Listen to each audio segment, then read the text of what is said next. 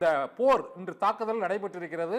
இது வந்து போர் என்று கூற முடியாது. இது ஒரு ஒரு ஒரு ஒரு ஒரு ஆபரேஷன் ஆபரேஷன் என்ற அளவுக்கு எடுத்துக்கொண்டால் இதற்கு அடுத்த கட்டமாக பாகிஸ்தான் எந்த அளவுக்கு இது எதிர்வினை ஆற்றும், இதை அடுத்து இது ஒரு போருக்கு, தீவிரமான போருக்கு வித்திடுமா என பல்வேறு கேள்விகள் எழுந்திருக்கின்றன. உங்கள் பார்வையில் இந்த ஆபரேஷன் சிந்தூருக்கு அப்புறம் என்ன இருக்கும் சார்?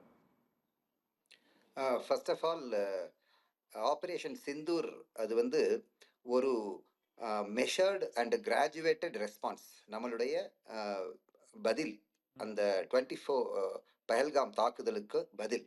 ஓகேங்களா? இது வந்து ஒரு அஃபென்சிவ் ஆக்டே கிடையாது. It's a basically defensive act done in a opposite கண்ட்ரியோட டெரிட்டரி. அதுதான் இதுல 9 டார்கெட்டை தாக்கி இருக்கிறாங்க. அதுல வந்து குறிப்பா பாக் ஆக்குபைட் காஷ்மீர்ல ஒரு 6ம் பாகிஸ்தான் மெயின்லேண்ட்ல ஒரு 3 இருக்குது. இது இது வந்து ஒரு ஸ்டார்ட் தான். இது வந்து என்னைய பொறுத்தவரையிலும் இது வந்து நம்ம என்ன சொல்லிட்டோம், நீங்க அடிச்சதுக்கு நாங்க பதிலடி கொடுத்துட்டோம் அப்படின்ட்டோம். பட் இதுக்கப்புறம் இதை வளர்க்கறதும் இதோட முடிக்கிறதும் பாகிஸ்தான் கையில தான் இருக்குது. ஓகே, ஆனால் ஒரு அஃபென்சிவ் ஸ்டார்ட் தான் சொல்லியிருக்கீங்க.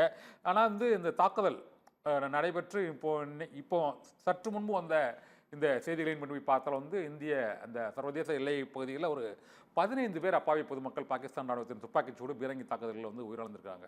இப்போ இதில் தொடர்ந்து இது போன்ற எதிர்வினைகள் ஆற்றப்படும் போது அடுத்த கட்டத்திற்கு இந்த ஆப்ரேஷன் அடுத்த கட்டமாக அந்த ஒரு செமி கன்வென்ஷனல் வார் அல்லது அதுக்கு அடுத்த கட்டமாக செல்வதற்கான வாய்ப்புகள் இருக்குதா சார்? அது எல்சி வந்து நான் முதலே சொன்ன மாதிரி ஆக்டிவேட் ஆயிடுச்சுங்க.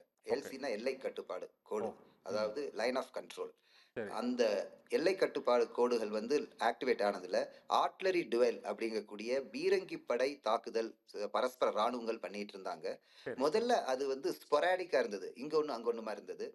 அதுக்கப்புறம் அது இன்டர்மீடியண்டா இருந்தது, அப்பப்ப நடந்துகிட்டு இருந்தது வித் வேரியஸ் இன்டர்வல்ஸ் வேரியஸ் இது. பட் நேத்து நம்ம ஆபரேஷன் சிந்தூருக்கு அப்புறம் அது இன்செசன்ட் ஃபயரிங் அண்ட் ஆர்ட்லரி டுவெல் அப்படிங்கிறது கண்டினியூஸா ஓடிட்டு இருக்குது. இதுக்கு முன்னாடி அவ வந்து என்ன தாக்குதல் பண்ணான்னா ஒன்லி இந்த ஏரியாஸை தான் தாக்குதல் பண்ண, எங்க மிலிட்ரி டிப்ளாய்டு இருந்தோ அதை மட்டும். ஆனா இன்னைக்கு காலையில இருந்து அவங்க வந்து சிவிலியன் ஆக்கியபைடு ஏரியாஸ் இருக்கு இல்லைங்களா, normal villages, border villages, border hamlets, அதை குறி வச்சு தாக்குறாங்க. இது வந்து ஒரு துரதிருஷ்டவசமான very bad act of Pakistan army. But என்ன செய்யறது, நம்ம வந்து ஒன்ஸ் ஆரம்பிச்சிட்டோம்னா அதை வந்து நம்ம அவனும் செய்வான் நம்மளும் தாக்கிட்டு இருக்கிறோம். இதுல ரொம்ப வருத்தமான விஷயம் என்னன்னா புஞ்ச் ஏரியால வந்து கொஞ்சம் ஜாஸ்தி எஃபெக்ட் அடிச்சிருக்குது.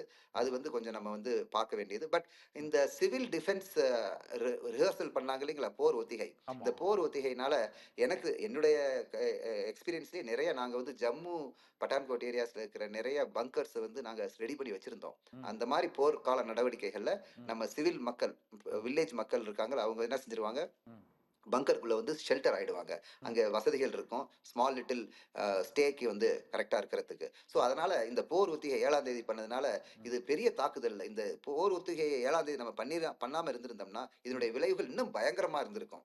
நல்லவே நம்ம போர் ஒத்திகை பண்ணதுனால இது கொஞ்சம் விளைவுகள் கட்டுப்பாடா இருக்குது. பட் நாட் வித் ஸ்டாண்டிங் நம்ம அவன் அடிக்கும் போது அவன் நம்மளை திருப்பி அடிப்பான். அடிக்க தாங்கக்கூடிய சக்தி இருக்கணும்.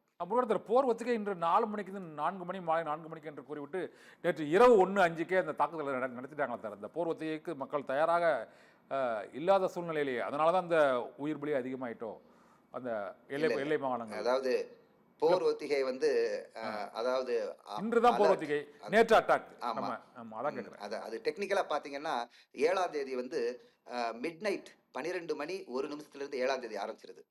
அந்த போர் ஒத்திகை 7ஆம் தேதியினுடைய மெயின் எய்மே வந்து 12 மணி 1 நிமிஷத்துல இருந்து 7ஆம் தேதி ஆரம்பிச்சது. ஸோ 7ஆம் தேதி கரெக்டான டேட் தான். அண்ட் போர் ஒத்திகை 7ஆம் தேதிங்கும் போது நம்ம 7ஆம் தேதி போய் பார்க்க மாட்டோம் எங்க இருக்குதுன்னு. அதுக்கு முன்னாடி நம்ம ப்ரிப்பரேட்டரி ஆக்டிவிட்டி பண்ணியிருப்போம். அண்ட் ஐம் ஷுர் அந்த இடத்துல நிறைய ஸ்டேட் ஏஜென்சிஸ் வந்து ப்ரிப்பரேட்டரி ஆக்டிவிட்டி பண்ணியிருக்கிறாங்க. அதனால நிறைய டேமேஜஸ் கட்டுப்பாடாக இருக்குது. ஸோ அதனால அது வந்து பெரிய ஒரு அண்ட் செகண்ட்லி நீங்க பாக்ஸிங் விளையாண்டுருப்பீங்க.